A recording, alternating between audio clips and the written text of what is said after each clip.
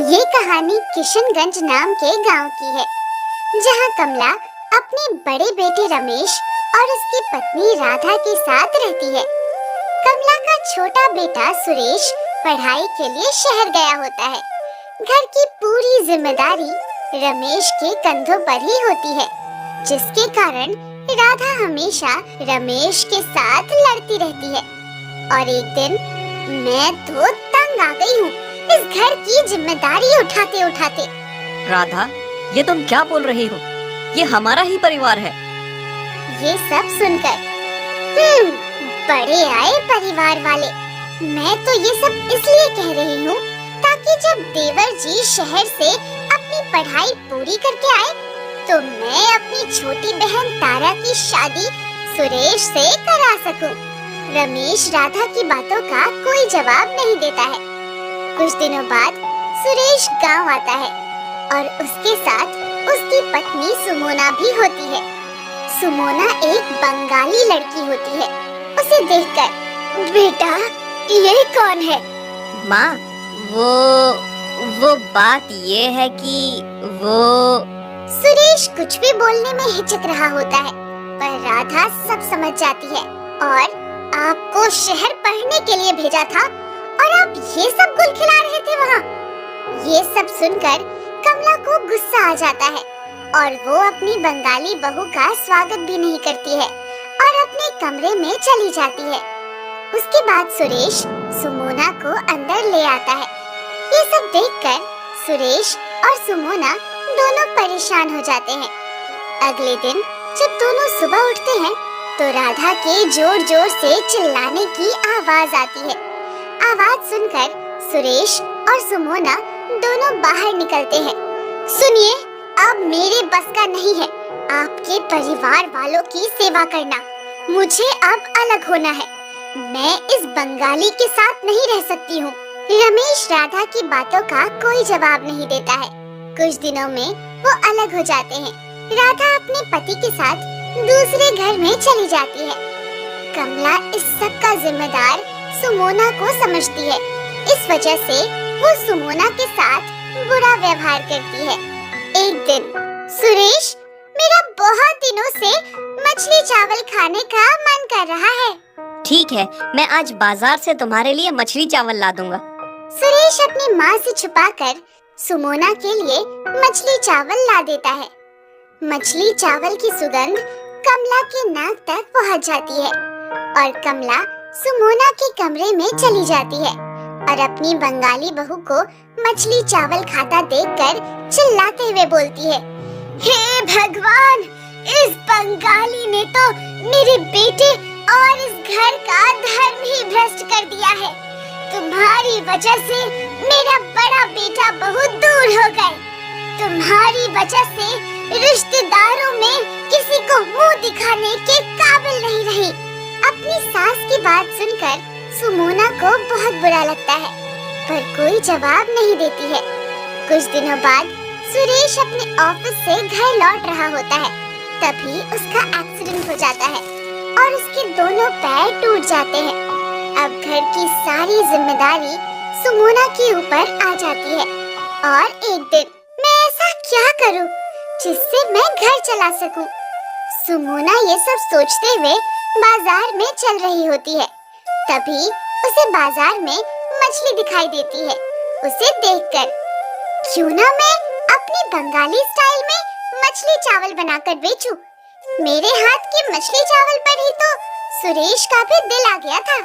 ये सब सोचकर सुमोना कुछ मछली लेकर घर पहुंचती है और अपनी सास को अपने मछली चावल का काम शुरू करने के बारे में बताती है। उसकी बात सुनकर, ए बंगालन, तुझे मछली के अलावा और कोई काम करने का नहीं सूझा? माँ जी, मेरे हाथ के मछली चावल का कोई जवाब नहीं होता है। ये बनाना मैंने अपनी दादी से सीखा था।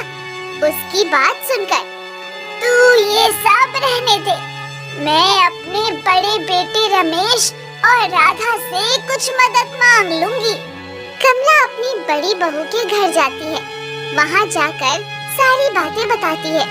अपनी सास की बात सुनकर, माँ जी, मेरे और आपके बेटे के पास पैसे नहीं है, तो हम आपकी मदद नहीं कर पाएंगे। आप अपनी बंगालन बहू को कहिए, अब कुछ काम करेगी।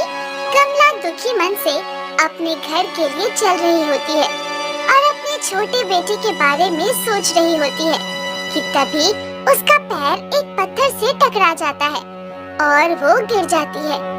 कमला के पैरों में चोट लग जाती है। वो जैसे तैसे घर पहुंचती है और उसकी चोट देखकर, माँ जी, ये चोट कैसे लग गई? ये सुनकर बिस्तर पर पड़ा उसका बेटा बोला, माँ, ये चोट कैसे लग गई? कमला के आँख में आंसू आ जाते हैं, पर वो कुछ नहीं कहती। तभी, माँ, मैं जानता हूँ कि तू मेरी बंगाली लड़की से शादी करने से दुखी है। माँ, प्यार तो ये पूछकर नहीं होता कि कौन कहाँ का है, बस ये हो जाता है। माँ, सुमोना एक बहुत सुलझी हुई लड़की है। कमला फिर से कोई जवाब नहीं देती है। उसके बाद सुमोना रसोई में खाना बनाने चली जाती है। वो देखती है कि रसोई में तो कुछ नहीं है पकाने को। सुमोना दुखी होके रसोई में बैठ जाती है।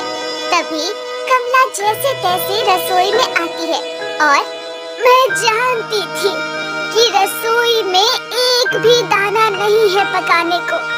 मैं पड़ोसी के घर से थोड़े चावल और दाल लाई हूँ, तू इससे खिचड़ी बना ले।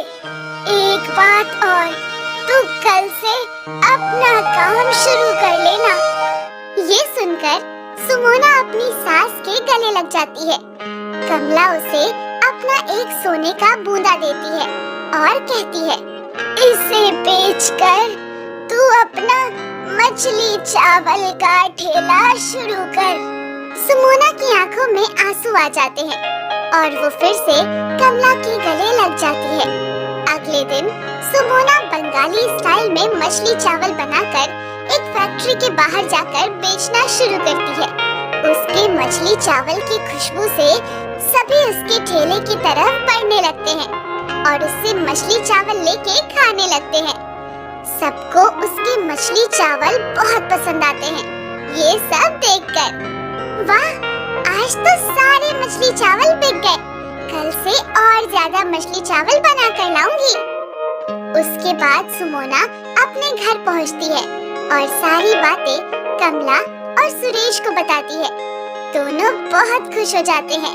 अगले दिन फिर सुमोना अपना ठेला लेकर फिर से मछली चावल बेचने निकलती है और आज भी उसका सारा खाना बिक जाता है। कुछ ही दिनों में उसके मछली चावल पूरे गांव में मशहूर हो जाते हैं। अब वो वहीं पर एक किराए की दुकान लेके मछली चावल बेचने लगती है। और एक दिन, माँ, सुमोना, देखो, मैं एकदम ठीक हो गया। सुरेश की आवाज सुनकर दोनों भाग कर आते हैं और, मेरा बेटा तो ठीक हो गया। खुशी से सुमोना की आंखों से आंसू बहने लगते हैं और ये सब मेरी बंगालन बहू के मेहनत से हुआ है। तेरा इलाज कराने के लिए इसने बहुत मेहनत की है। इसके बाद सुरेश भी सुमोना के साथ दुकान में मछली चावल बेचने में मदद करने लगता है। कुछ महीनों में दोनों मिलकर शहर में भी एक दुकान खोल लेते हैं। सुरेश शहर की दुकानों में मछली चावल बेचता और सुमोना गांव में। कुछ ही दिनों में वो काफी अमीर हो जाते हैं और तीनों खुशी खुशी अपना जीवन जीने लगते हैं।